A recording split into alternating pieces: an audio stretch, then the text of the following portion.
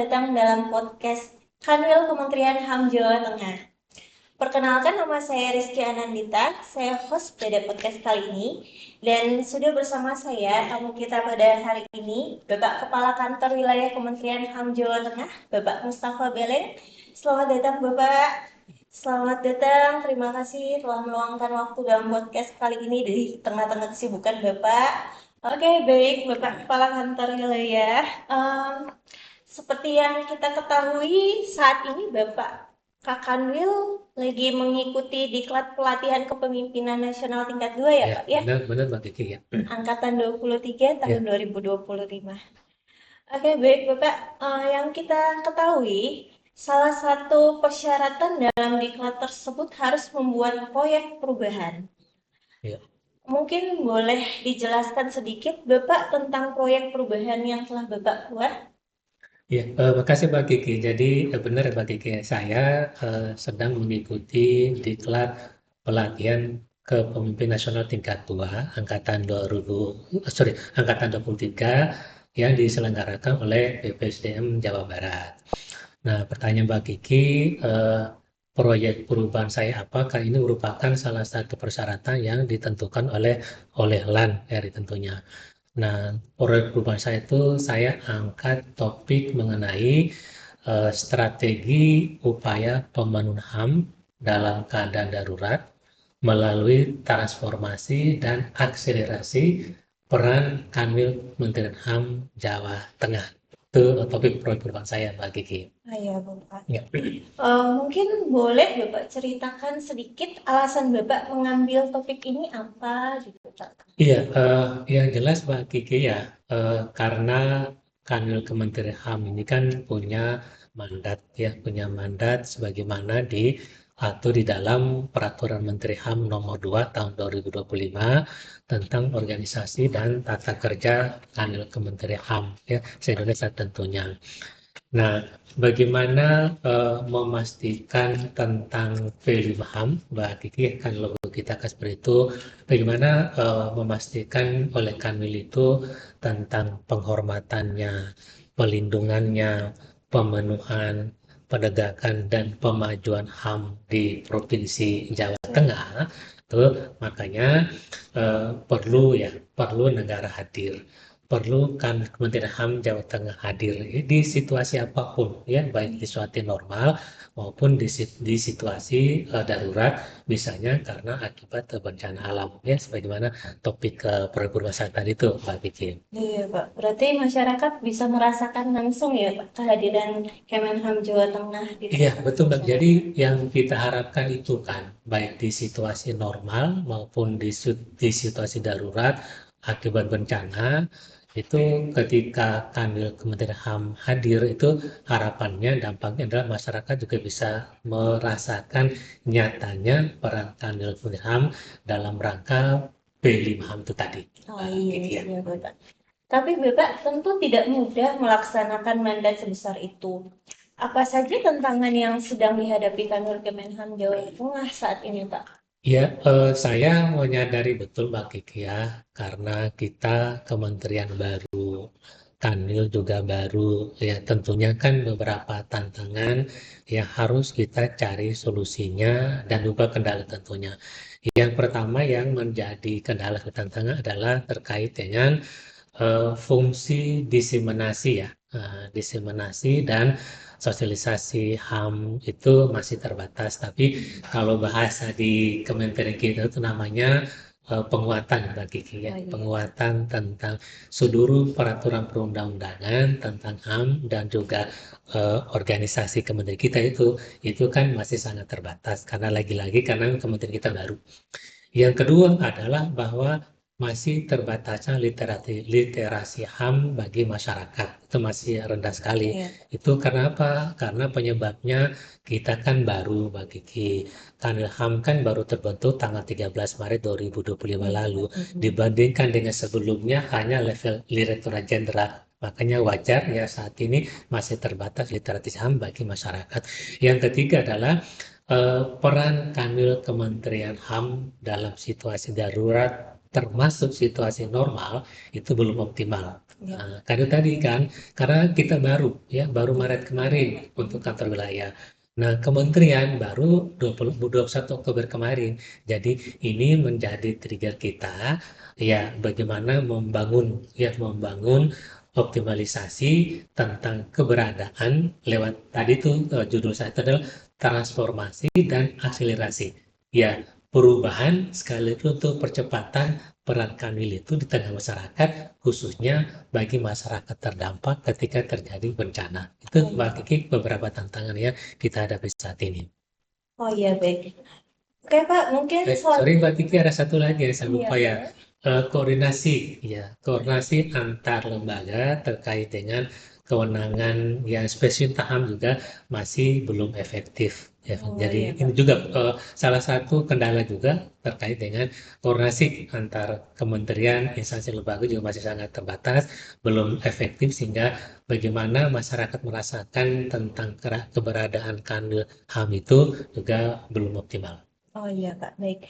Oke, selanjutnya mungkin saya ingin bertanya tentang peran HAM dalam situasi darurat, Pak. Ya, silakan Mbak. Em, Kenapa isu pemenuhan HAM pada situasi darurat itu dipilih sebagai prioritas utama oleh Kanwil Kemenham Jateng, Pak?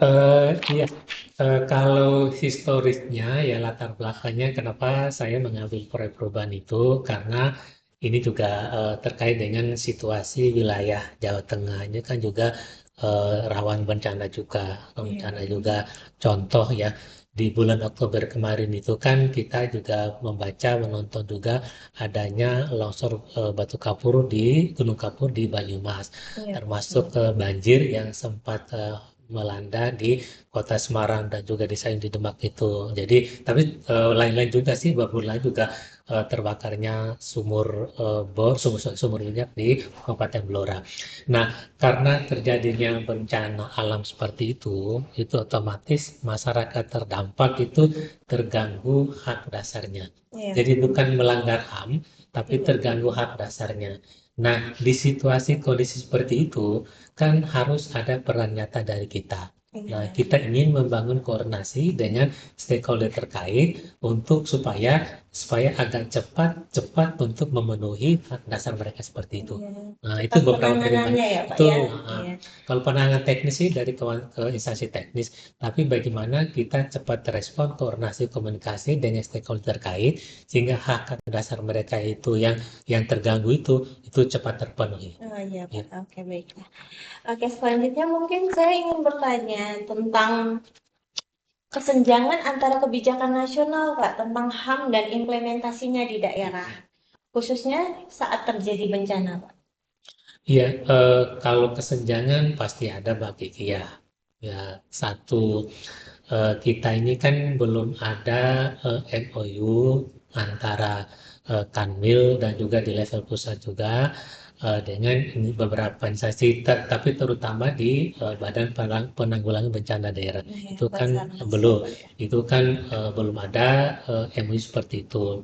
Yang kedua juga kita juga ketika terjadi bencana itu bagaimana masa terdampak itu segera terpenuhi HAM-nya kita juga belum punya SOP seperti itu. Nah, oleh karena itu ya bagaimana peran kita di daerah bagi peran Kementerian HAM Jawa Tengah di daerah ya dalam rangka pemenuhan HAM itu. Memang kita sadari betul bahwa keberadaan kita ini kan saat ini kan ya masih selevel administratif ya. Tapi Iya, Pak. upaya kita dengan jalan salah satu proyek perubahan saya ini itu membuka komunikasi dengan stakeholder lain bahwa ini ada komitmen HAM di daerah sehingga peran dalam rangka pemenuhan HAM itu bisa kita wujudkan dengan kerjasama atau kolaborasi koordinasi dengan beberapa stakeholder terkait. Gitu mungkin Mbak Gigi penjelasan Iya, dari saya. mungkin selanjutnya akan diadakan kerjasama gitu ya, Iya Pak, betul MOU Mbak. atau Iya, mm, perjanjian kerjasama. iya betul Mbak Oke. Gigi ya. Mm. Selain untuk melindungi masyarakat, Pak, apakah isu ini juga berkaitan dengan reformasi birokrasi yang sedang dijalankan pemerintah? Iya, kalau terkait dengan reformasi birokrasi, proyek perubahan saya itu memang masuk ke karena ini juga disyaratkan oleh LAN juga kan. Karena reformasi itu adalah bagaimana merubah sesuatu yang selama ini stagnan atau tidak bergerak itu atau apa ada itu kan ada upaya untuk inovasi. Nah, inovasi saya itu, nah, proyek perubahan saya itu kan kalau yang selama ini dirasakan oleh saya selaku peserta diklat itu peran nyata atau percepatan pemenuhan bagi masyarakat terdampak itu ya belum terlalu terasa. Nah, akselerasi saya itu ya percepatan apa, transformasi apa, perubahan apa, inovasi itu yang saya lakukan sehingga pergerakan tentang reformasi birokrasi itu bisa tertata dengan baik karena fokusnya adalah bagaimana merubah sesuatu yang saat ini tidak berjalan optimal itu bisa berjalan optimal dan maksimal. Oh Oh, iya. contohnya seperti itu, Mbak Kiki. Apalagi kan kalau kita menghubungkan dengan asta citanya Pak Presiden. Iya, Kak, betul Nomor banget. urut satu itu adalah memperkokoh demokrasi Pancasila dan hak asasi manusia. Manusia. Itu di poin Benar. pertama. Jadi ini tepat sekali Mbak Kiki, ya bagaimana mengedepankan HAM dengan semua yang tadi P5 HAM. Penghormatan, pelindungan, Hmm. pemenuhan, penegakan, dan pemajuan Manusia. HAM. Iya, Khususnya benar. masa terdampak adalah gerak cepat untuk pemenuhan HAM bagi masyarakat terdampak. Itu Mbak Kiki Oke. kira-kira. Oke, mungkin setelah ini saya ingin bertanya sedikit Pak tentang dampak permasalahan.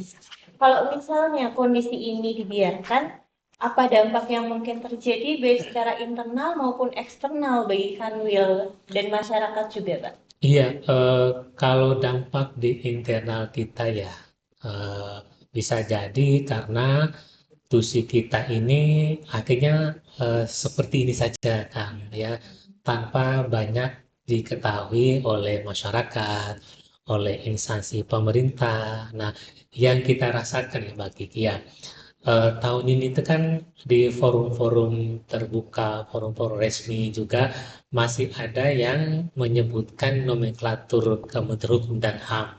Padahal, Mbak Kiki, kita kan sudah terpisah Terpisah, menjadi beberapa Bapak. kementerian, Benar, Pak. Kementerian Hukum, Kementerian HAM, Kementerian Masyarakatan, tapi masih sering menyebutkan nomenklatur Hukum dan HAM. Ya, Kemenkumham, termasuk iya. masyarakat ketika menyampaikan pengaduan ke kita terkait dengan dugaan pelanggaran HAM. Kemenkumham. Nah, surat tertulis mereka itu masih menggunakan Kepala Kantor Wilayah Kementerian Hukum dan Dan HAM. HAM. Padahal Kementerian HAM sudah berdiri sendiri, kan itu Iya. sifatnya internal. Nah, kalau eksternal, ya kalau memang peran kita ini sudah nyata, itu masyarakat terdampak itu kan otomatis akan merasakan bahwa hak dasar mereka itu bisa terpenuhi dengan salah satu cara adalah kolaborasi, kerjasama antara Kanwil Kementerian Jawa Tengah dengan stakeholder terkaitnya. Iya, Itu benar, Pak. Kiki Iya, Pak. tentang apa ya, Tentang ya dampaknya permasalahan dampaknya, ya, tersebut. ya. Baik, Pak. Setelah berbicara dampak, ada tidak inovasi dan solusi inovasi yang sedang dikembangkan oleh Kanwilham Jateng sendiri untuk menjawab tantangan-tantangan tersebut? Kita apa, Pak? Iya, jadi gini Mbak Kiki, memang proyek perubahan saya ini karena memang saya di Kanwil Kementerian HAM ya.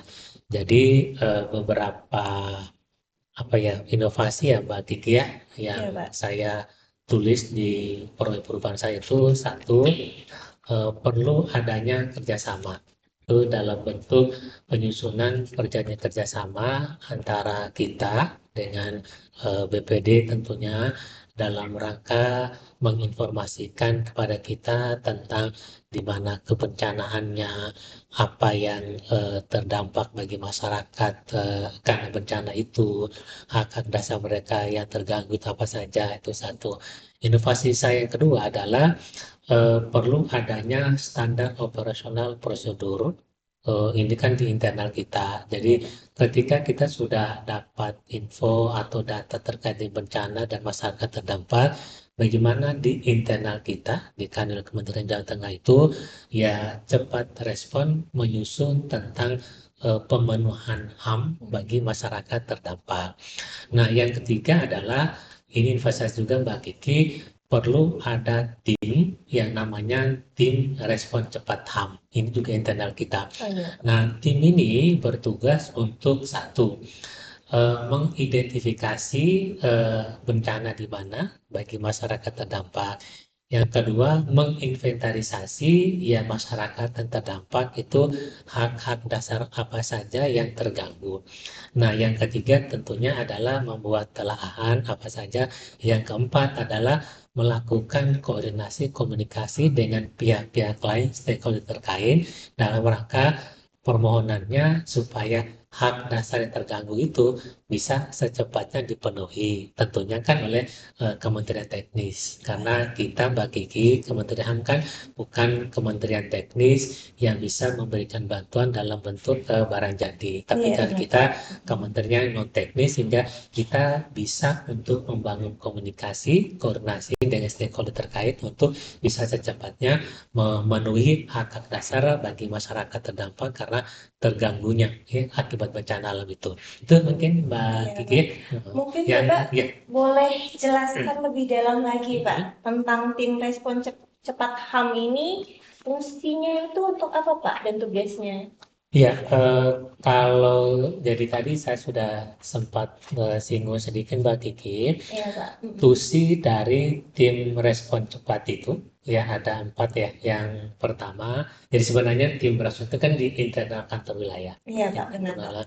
nah, tugasnya yang pertama adalah mengidentifikasi ya ini selalu mengidentifikasi potensi terganggunya HAM bagi masyarakat saat bencana tadi. Identifikasi ini kan, jadi tentunya kan teman-teman ini kan sudah diberikan penguatan pengayaan apa saja sebenarnya potensi pelanggaran terganggunya HAM ketika bencana itu satu. Iya Pak. Nah kalau sudah identifikasi, yang kedua adalah menginventarisasi, mengumpulkan tentang data yang terdampak akibat bencana tadi itu. Iya baik Pak. Apa saja nih, misalnya, oh kekurangan pangan, oh karena terganggunya kesehatan dan lain sebagainya. Iya Itu yang dinilai. kebutuhan-kebutuhannya Betul. ya Pak ya. Yang ketiga adalah segera untuk mengkoordinasi dengan instansi lain untuk memastikan hak-hak dasar masyarakat terdampak itu segera terpenuhi.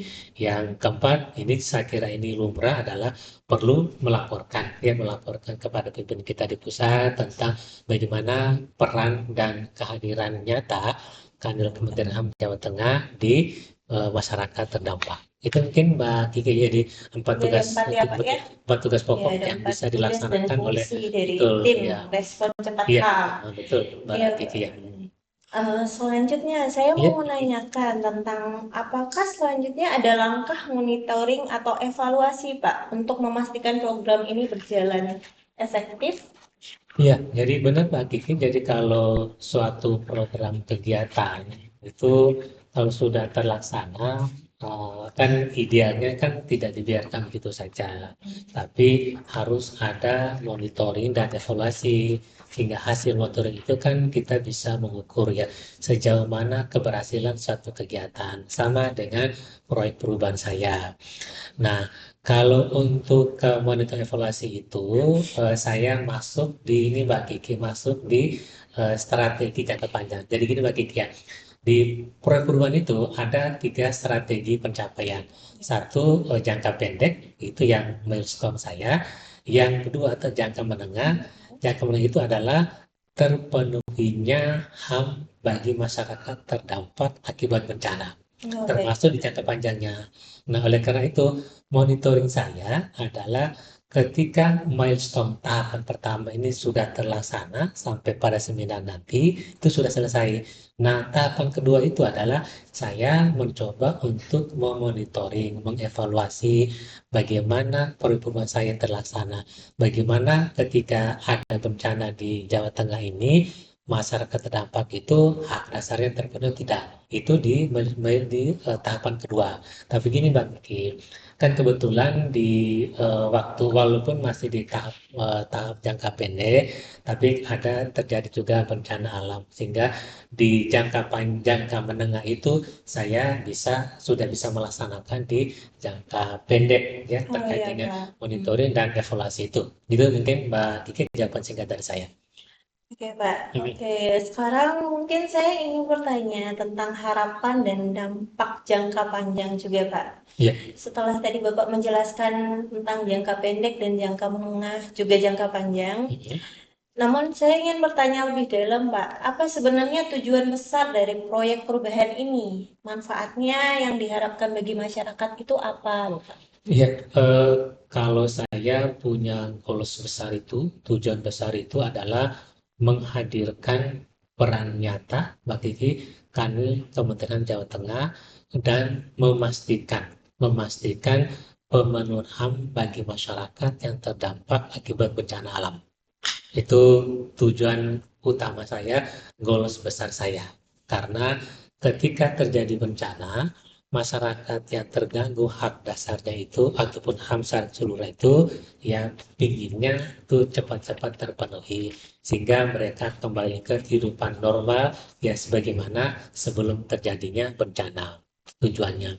Nah, untuk manfaatnya bagi masyarakat ya tentunya kan dengan terpenuh hak dasar terutama bagi kelompok rentan juga di Ya, Pak, situasi benar, Pak. darurat. Jadi tidak hanya masyarakat yang berkebutuhan umum, masyarakat, tapi masyarakat rentan juga perlu ya ada Betul. perhatian khusus. Ya. Itu yang kedua. Kalau untuk bagi pemerintah daerah khususnya ya dampaknya manfaatnya adalah ada koordinasi yang optimal tentang bagaimana membangun komunikasi sekaligus untuk pemenuhan HAM masyarakat yang terdampak. Kalau bagi kita sendiri, Mbak Kiki, otomatis ya akan meningkatkan atau meningkatnya legitimasi kelembagaan dan juga bagaimana peran kita secara nyata sesuai dengan Peraturan Menteri HAM Nomor 2 Tahun 2025 tentang organisasi dan tata kerja Kanwil Kementerian HAM Jawa Jawa Tengah. Tengah. Dan terakhir bagi negara, tentunya kan akan meningkatnya indeks pembangunan HAM dan citra Indonesia di mata dunia. Apalagi kan kita juga sering di proyek tertentu itu kan keharusan Indonesia untuk melaporkan implementasi P5 HAM di Dewan HAM PBB. Itu mungkin manfaat dan tujuan secara garis besar Mbak Kiki yang bisa Oke, saya baik, sampaikan. Pak. Ya, jadi tujuan utamanya agar masyarakat dapat merasakan Kementerian HAM Jawa Tengah di tengah-tengah Ya, masyarakat, betul, Bapak betul. ya. Ya, Baik, Bapak. Mungkin ini pertanyaan terakhir. ya silakan Mbak Kiki. Bagaimana harapan Bapak terhadap masa depan peran kantor wilayah Kemenham Jateng sendiri dalam pemenuhan HAM? Ya, saya sangat berharap ya, saya berharap bahwa kita bagi kader Kementerian Jawa Tengah ini ya tidak hanya perannya di administrasi saja, eh, tetapi juga menjadi garda terdepan dalam rangka memastikan bahwa setiap warga negara, terutama saat bencana atau krisis sosial itu tetap mendapatkan perlindungan HAM-nya, tetap mendapatkan penghormatannya, tetap mendapatkan pemenuhannya, ya tetap ada unsur pemajuan HAM-nya. Karena kita ingin mewujudkan birokrasi yang hadir, relevan, dan berdampak langsung bagi kemanusiaan. Itu harapan saya secara keseluruhan Mbak Kiki. Oke, baik, Pak. Berarti harapannya semuanya terpenuhi P5 HAM dalam Ya, masyarakat ya, Pak ya ya. betul ya. Oke, baik teman-teman, melalui inovasi, koordinasi, dan komitmen, Kanwil Kemenham Jawa Tengah berupaya memastikan bahwa perlindungan HAM bukan hanya slogan, tetapi hadir nyata, terutama ketika masyarakat paling membutuhkan kehadiran negara. Oke, baik. Terima kasih teman-teman. Mungkin terima kasih Bapak Ya, atas sama Mbak Kiki ya. waktunya. Ya. Sampai di sini podcast kita kali ini. Sampai ketemu lagi di podcast selanjutnya. Terima kasih semua.